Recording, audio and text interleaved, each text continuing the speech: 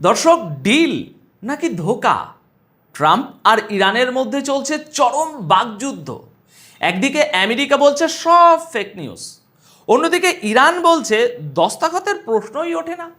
এর মাঝেই 104 জন নৌসেনা হত্যার চরম বদলার ঘোষণা দিয়ে বসেছে ইরান।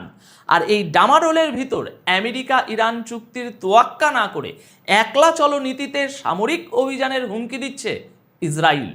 এদিকে বিশ্বযুদ্ধের দ্বারপ্রান্তে দাঁড়িয়ে থাকা বিশ্ব অর্থনীতি নিয়ে চরম হুঁশিয়ারি দিয়েছেন তুরস্কের প্রেসিডেন্ট এরদোয়ান। আমেরিকা কেন পিছু হটছে? ইরান কেন এই চুক্তির মাঝেও বদলার আগুন জ্বালিয়ে রেখেছে? এবং ইসরায়েলের আসল ভয়টা কোথায়? তার সব কিছুর ইনডেপথ অ্যানালিসিস থাকছে আজ। স্বাগত জানাচ্ছি আপনাদের সকলকে। তাহলে চলুন শুরু করা যাক আজকের এই বিশেষ প্রতিবেদন। দেখুন দর্শক, গতকাল থেকে আন্তর্জাতিক মিডিয়াতে একটা খবর খুব ভাসছিল যে আমেরিকা আর ইরানের মধ্যে একটা শান্তি চুক্তি বা ডিল প্রায় হয়েই গেছে। শোনা যাচ্ছিল আমেরিকা ইরানের আটকে থাকা ফান্ড রিলিজ করে দিচ্ছে এবং মধ্যপ্রাচ্যে একটা যুদ্ধবিরতির পরিবেশ তৈরি হতে যাচ্ছে। কিন্তু আসল ব্যাপারটা হলো, জিওপলিটিক্সে যা দেখা যায় তার চেয়ে অনেক বেশি গভীরে লুকিয়ে থাকে। আজ 13ই জুন সকাল 8টার দিকে ডোনাল্ড ট্রাম্পের একটি বিবৃতি এই পুরো ডিলের গল্পটাকে একেবারে উল্টে পাল্টে দিয়েছে। ট্রাম্প সরাসরি ইরানি মিডিয়ার সব দাবিকে ফেক নিউজ বা ভুয়া খবর বলে উড়িয়ে দিয়েছেন। তিনি স্পষ্ট ভাষায় বলেছেন যে কোনো লিখিত চুক্তির সাথে এই খবরগুলোর কোনো সম্পর্ক নেই। ট্রাম্প এখানে ইরানি কর্মকর্তাদের বেঈমান বলতেও ছাড়েননি এবং দাবি করেছেন যে তাদের সাথে সৎ উদ্দেশ্যে কোনো চুক্তি করা সম্ভব নয়। এখানে একটা জিনিস বুঝতে হবে দর্শক, ট্রাম্পের এই স্টেটমেন্ট আজ 13ই জুন সকালে আসার পেছনে একটা বড় কারণ আছে।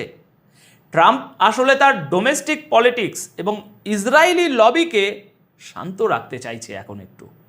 তিনি স্টেট অফ হরমুজে ভারতীয় জাহাজে হওয়া ড্রোন হামলার প্রসঙ্গ টেনে এনেছেন এবং ইরানকে সরাসরি হুঁশিয়ারি দিয়েছেন।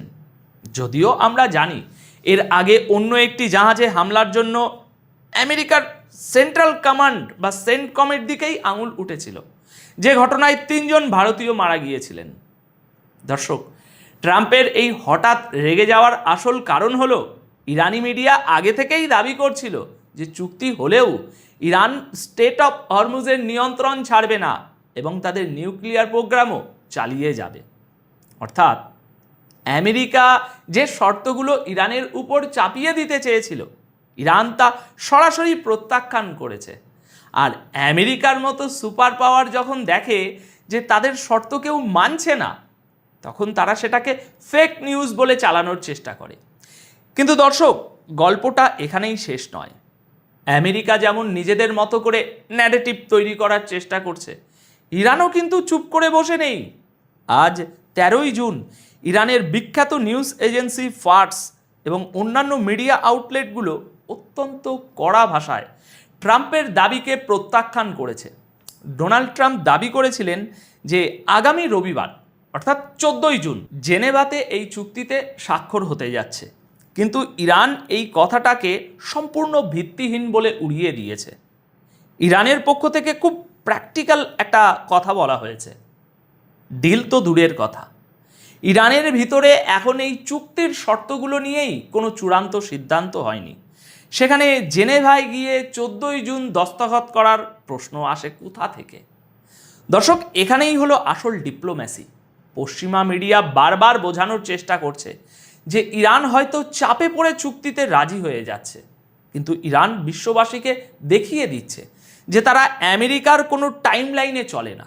যতক্ষণ না ইরানের শর্ত পূরণ হচ্ছে এবং তাদের অভ্যন্তরীণ ফয়সালা চূড়ান্ত হচ্ছে, ততক্ষণ কোনো কাগজে সাইন করার প্রশ্নই ওঠে না। এই মুহূর্তে পুরো বিষয়টার উপর একটা ধোঁয়াশা তৈরি হয়ে আছে। একদিকে ডিলের কথা বাতাসে উঠছে, অন্যদিকে দুই পক্ষের বিবৃতি দেখলেই বোঝা যায় যে চূড়ান্ত ফয়সলা এখনো অনেক দূর। আমেরিকা চাইছে তাদের শর্তে গেমটা খেলতে, আর ইরান বুঝিয়ে দিচ্ছে যে দাবার বোর্ডে তারাও সমান শক্তিশালী খেলোয়াড়। এখন আপনাদের মনে একটা বড় প্রশ্ন আসতে পারে, যদি চুক্তির কথাই চলছে, তাহলে ইরান কেন বারবার প্রতিশোধের কথা বলছে? দর্শক, এই জায়গাটাতেই নন ওয়েস্টার্ন দেশগুলোর সাইকোলজি বুঝতে হবে। গতকাল 12 জুন রাতে ইরানের সামরিক বাহিনীর deputy commander rear admiral Habibollah Sayyari একটি অত্যন্ত তাৎপর্যপূর্ণ বিবৃতি দিয়েছেন। তিনি স্পষ্ট করে বলেছেন যে আমেরিকার হামলায় ধ্বংস হওয়া ফ্রিগেট দেনা এর 104 জন শহীদ নৌসেনার রক্তের বদলা ইরান অবশ্যই নেবে। আপনাদের নিশ্চয়ই মনে আছে, এই দেনা নামের যুদ্ধজাহাজটি কোনো যুদ্ধক্ষেত্রে ছিল না। এটা ভারত থেকে একটা শান্তি রক্ষা এবং বন্ধুত্বপূর্ণ ট্রেনিং এক্সারসাইজ শেষ করে দেশে ফিরছিল। জাহাজটিতে কোনো অ্যাটাকিং ওয়েপেন বা ভারী যুদ্ধ অস্ত্রও ছিল না, কিন্তু তারপরও অত্যন্ত নির্মমভাবে টর্পেডো দিয়ে হামলা চালিয়ে 104 জন ইরানি নাবিককে হত্যা করা হয়। সবচেয়ে বিস্ময়কর ব্যাপার হলো, তথাকথিত মানবাধিকারের ধ্বজাধারী কোনো পশ্চিমা দেশ বা আন্তর্জাতিক সংস্থা এই হত্যাকাণ্ডের কোনো নিন্দা জানায়নি। এখন ভাবুন, একদিকে যখন টেবিলে বসে শান্তি চুক্তির আলোচনা চলছে, ঠিক তখনই ইরানের ফোর্সেস কেন এত শক্ত ভাষায় বদলার কথা বলছে? আসল ব্যাপারটা হলো, মধ্যপ্রাচ্যের কূটনীতিতে একটা অলিখিত নিয়ম আছে। আপনি যখন শত্রুর সাথে নেগোসিয়েশন টেবিলে বসবেন, তখন আপনার হাতে তলোয়ার থাকতেই হবে। ইরান খুব ভালো করেই জানে, একবার যদি কাগজে কলমে শান্তি চুক্তি সই হয়ে যায়, তাহলে এই 104 জন সেনার হত্যার বদলা আর কোনো দিনই নেওয়া যাবে না। কারণ যুদ্ধ থামার পর আপনি নূতন করে হামলা করতে পারবেন না। তাই ইরান আমেরিকাকে এই বার্তাই দিচ্ছে যে চুক্তি যদি করতে হয়, তবে এই রক্তের হিসেব মেনেই করতে হবে। ইরান কোনোভাবেই দুর্বল হয়ে বা ভয় পেয়ে চুক্তিতে আসছে না, সেটা প্রমাণ করাই তাদের মূল লক্ষ্য। আর এই আমেরিকা ইরান ডিলের খবরে যদি বিশ্বের সবচেয়ে বেশি কারো রাতের ঘুম হারাম হয়ে থাকে, তাহলে সেটা একমাত্র ইসরায়েল। দর্শক, আপনারা খেয়াল করলে দেখবেন, ইসরায়েল যেন এখন জ্বলন্ত কয়লার ওপর বসে আছে। গতকাল 12 জুন রাত 8টার দিকে ইসরায়েলের প্রতিরক্ষা মন্ত্রী ইসরায়েল কাটজ সোশ্যাল মিডিয়ায় একটি দীর্ঘ পোস্ট করে বলেছেন যে আমেরিকা ও ইরানের মধ্যে যাই চুক্তি হোক না কেন, ইসরায়েল একা হলেও ইরানের নিউক্লিয়ার প্রোগ্রামের উপর সামরিক হামলা চালানোর পূর্ণ অধিকার নিজেদের কাছে রাখবে। কি বুঝলেন? তিনি পরিষ্কার জানিয়েছেন যে তিনি এবং নেতানিয়াহু ইসরায়েলি বাহিনীকে যে কোনো পরিস্থিতির জন্য এখন থেকেই প্রস্তুত হওয়ার নির্দেশ দিয়ে দিয়েছেন। কাটজের এই বয়ানের পেছনের ভয়টা একটু লজিক্যালি চিন্তা করুন। ইসরায়েল জানে যে ডোনাল্ড ট্রাম্প তার নিজস্ব রাজনৈতিক স্বার্থ এবং আমেরিকার পলিসি অনুযায়ী ইরানের সাথে একটা সেটেলমেন্টে আসতে চাইছেন, কিন্তু আমেরিকা যদি একবার ইরানের সাথে চুক্তিতে সই করে ফেলে, তবে ইসরায়েলের জন্য ইরানের উপরে হামলা করাটা প্রায় অসম্ভব হয়ে দাঁড়াবে। আর ইসরায়েল যদি আমেরিকার বারণ না শুনে একা গিয়ে ইরানের উপরে হামলা করে বসে, তবে এবার আর আমেরিকা তাদের বাঁচাতে আসবে না। কারণ আমেরিকা তখন বলবে, আমরা তো চুক্তি করেছি, তোমরা কেন গায়ে পড়ে ঝগড়া করতে গেলে? আর ভেবে দেখুন, আমেরিকা যদি পাশে না থাকে, তবে ইরানের যে সামরিক সক্ষমতা আছে, তাতে ইসরায়েলকে একা পেয়ে তারা যে কি ভয়ঙ্কর জবাব দেবে, সেটা নেতানিয়াহু খুব ভালো করেই বোঝেন। তাই ইসরায়েল এখন মরিয়া হয়ে চেষ্টা করছে যেন এই চুক্তিটা কোনোভাবেই সফল না হয়।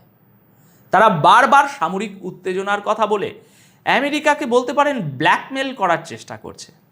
আর এই পুরো জিওপলিটিক্যাল টেনশনের প্রভাব শুধু যুদ্ধক্ষেত্রেই আটকে নেই, এর মারাত্মক প্রভাব পড়েছে গ্লোবাল ইকোনমিতে, যা পশ্চিমা বিশ্বের তৈরি করা আর একটা বড় সংকট।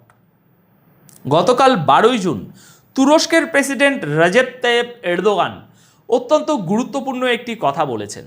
কি বলেছেন? তিনি বলেছেন, গত 4 বছর ধরে চলা রাশিয়া ইউক্রেন যুদ্ধ এমনিতেই বিশ্ব অর্থনীতিকে পঙ্গু করে রেখেছে। তার উপর এখন মধ্যপ্রাচ্যে ইরান ও অন্যান্য দেশগুলোর উপর যে পশ্চিমা আগ্রাসন চলছে, তার কারণে পুরো অঞ্চলটি একটি ভয়াবহ অর্থনৈতিক বোঝার নিচে চাপা পড়ছে। এরদোয়ানের মতে দ্বিতীয় বিশ্বযুদ্ধের পর বিশ্ব এত বিপজ্জনক পরিস্থিতিতে আর কখনো পড়েনি। তিনি গাজা এবং লেবাননের পরিস্থিতি উল্লেখ করে বলেছেন, ইসরায়েল সব আন্তর্জাতিক আইন এবং নীতিকে পায়ের নিচে পিষে ফেলে যেভাবে রক্তপাত চালিয়ে যাচ্ছে তা মানব ইতিহাসের এক কলঙ্কজনক অধ্যায়। এখন সবশেষে যদি আমরা লেবানন ফ্রন্টের দিকে তাকাই তাহলে দেখব পশ্চিমা মিডিয়াগুলো যুদ্ধবিরতির যে বুলি আওড়াচ্ছে বাস্তবে তার কোনো অস্তিত্ব নেই। আজ 13ই জুন লেবাননের রাষ্ট্রীয় সংবাদ মাধ্যম এনএনএর রিপোর্ট অনুযায়ী ইসরায়েলি বাহিনী দক্ষিণ লেবাননের বিস্তীর্ণ এলাকায় ভয়াবহ বিমান হামলা এবং গোলাবর্ষণ করেছে। অর্থাৎ দর্শক, কাগজে কলমে হয়তো সমস্ত জায়গায় যুদ্ধবিরতির কথা বলা হচ্ছে, কিন্তু ময়দানের চিত্র সম্পূর্ণ ভিন্ন। পরিস্থিতি শান্ত হওয়ার বদলে বরং সংঘাত আরও তীব্র আকার ধারণ করছে। দর্শক, আজকের এই বিশ্লেষণ থেকে একটা বিষয় খুব পরিষ্কার, পশ্চিমা বিশ্ব এবং আমেরিকা এতদিন ধরে বিশ্বে যে একক আধিপত্য চালিয়ে আসছিল সেই দিন ফুরিয়ে আসছে। এই যে গ্লোবাল পাওয়ার পলিটিক্সের দাওয়ার বোর্ডে আমেরিকা আর ইসরায়েল ধীরে ধীরে ধীরে ধীরে কোণঠাসা হয়ে পড়ছে, এই পুরো বিষয়টাকে আপনারা কিভাবে দেখছেন? ইরানের এই আপোষহীন নীতি কি শেষ পর্যন্ত মধ্যপ্রাচ্যে একটা নতুন ক্ষমতার ভারসাম্য তৈরি করতে পারবে? আপনাদের মূল্যবান মতামত অবশ্যই নিচে কমেন্ট করে জানাবেন। আপাতত এই প্রতিবেদন তাহলে এখানেই শেষ করছি। দেখা হবে পরবর্তী ভিডিওতে। সবাই খুব ভালো